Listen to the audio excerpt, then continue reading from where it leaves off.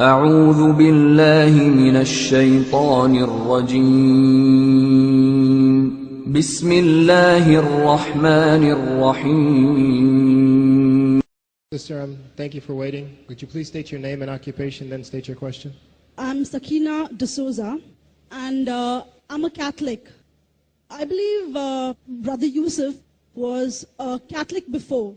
I would like to ask him the simple question. He was brought up like a Catholic, but what made him change? Doesn't he believe that the Messiah is true, or did he ever feel that the Catholic religion, has not brought up any Messiah and the Bible is false? I would like to just know what that means, because he said he was a Catholic before and now he has become a Muslim. What made you change? What was that storyline before? Doesn't he believe that there is a Messiah, or the Messiah had come, saved us, died on the cross? Thank you very much for a good question. I hate to disappoint you, but I wasn't a Catholic. But I was with a Catholic priest the night that he accepted Islam. And I asked him these questions you asked me. Because after all, I was still a Christian, a preacher in Christianity, and I wanted to know why my best friend, a Catholic priest, had converted. That's a pretty weird thing. A Catholic priest is not like a regular preacher in the Protestant religion. A Catholic priest has given up everything. He's given up his life to be a Catholic priest. When he enters into this realm, he's basically given away everything. He can't have a wife, he can't have children, obviously no grandchildren. He has no home, he just lives in a rectory or wherever they give him a place to stay. And he's sent wherever they tell him to go, do whatever he's told to do, and that's it. And he cannot disobey the Pope, otherwise they can kick him out of the religion, and if they do, he's excommunicated and he goes to hell forever. So how would a person like this want to become one of those Muslim terrorists? That's what I wanted to know. He explained in a very few beautiful words something that I came to learn for myself. He said that he was sincerely in the Catholic religion because he believed in God, that he had studied, his degree was in theology, and a part of the teaching that they as priests have is to study Islam. Every priest is forced to study Islam. Now you may not know that, but you can ask your priest and he'll confirm it.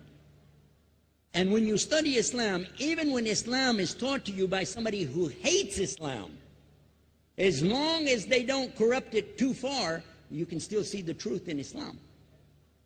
A classical example happened to me just recently when I was in Saudi Arabia. A friend of mine, very old copy of one of the first Qurans ever translated to English by George Sale. George Sale hated Islam, he hated the Muslims, but when he translated the Quran to English, he was true to the text of the words. Although maybe not getting all the meaning, he certainly was true to the text of the words. I was shocked when I read it. Have you seen it? You know what I'm talking about? Amazing. And listen to this. George Bernard Shaw, for instance, is one of many, a long list of people who read this and realized the truth of Islam. When people see the truth of Islam, it can change them if they want to be guided. If they want the truth, it can change them. You might think, I'm a Catholic, I'll never be anything but a Catholic. But I'm going to ask you a question, and I want you to be honest. This is not for you to, start a debate, but just be honest. Was Jesus a Catholic?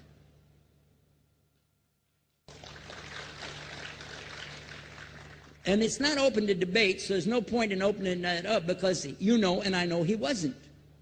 The Catholic Church was in business about 300 years before Jesus was born.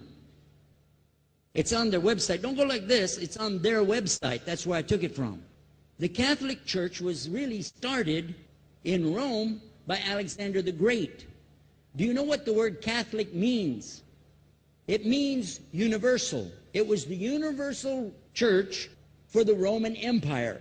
If you didn't join it, you could not be a Roman citizen. And it was opposed to the teachings of Judaism and opposed to the teachings of the early Christians for more than 200 and some years. And they were diametrically opposed to each other to the extent that it was the Romans killing the early Christians. Now, if you understand that, and you go to their website and read, they didn't even take over Christianity until the year 325 AD. And when they did, they changed a lot of things, again, referring to their own website.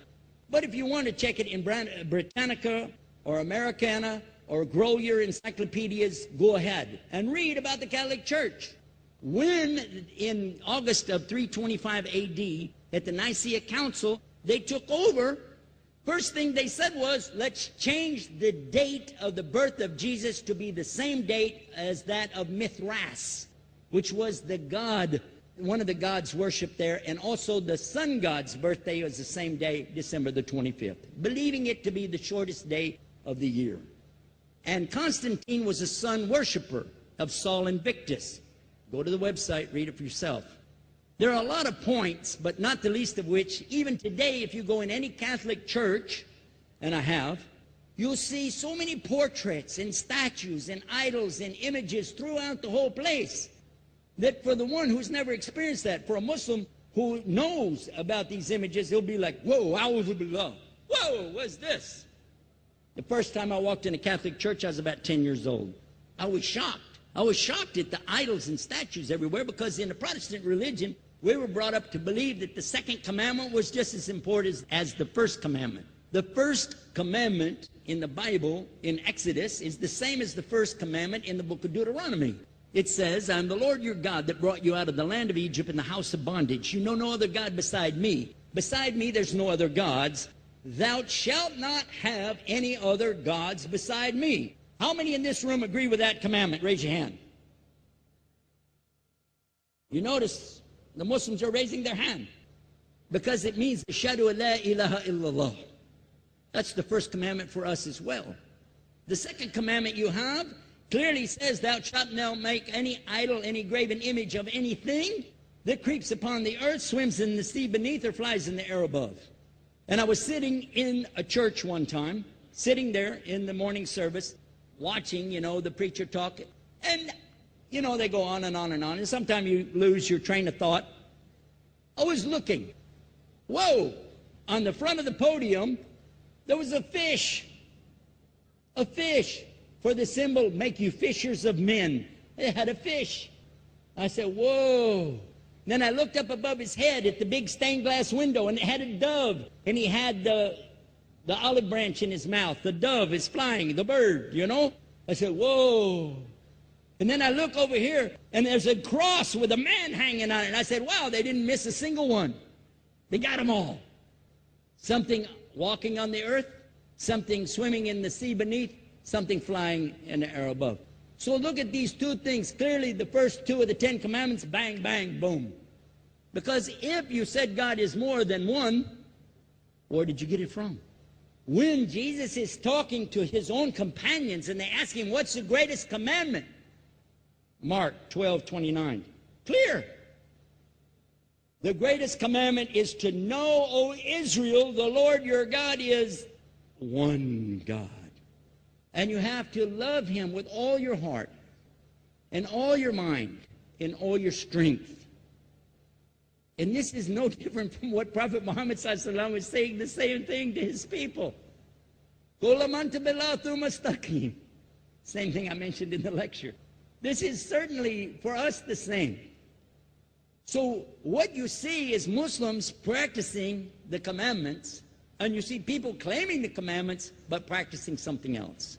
And I have seen more converts from the Catholic Church than any other of the many sects of Christianity, and especially from the nuns, priests, and even an archbishop. And all of them are better than me. Those guys and women that I see do this, they still sacrifice their whole life to get the true message of Islam, not only to you, but to Muslims as well, because we all need to know about it. But thanks for a great question.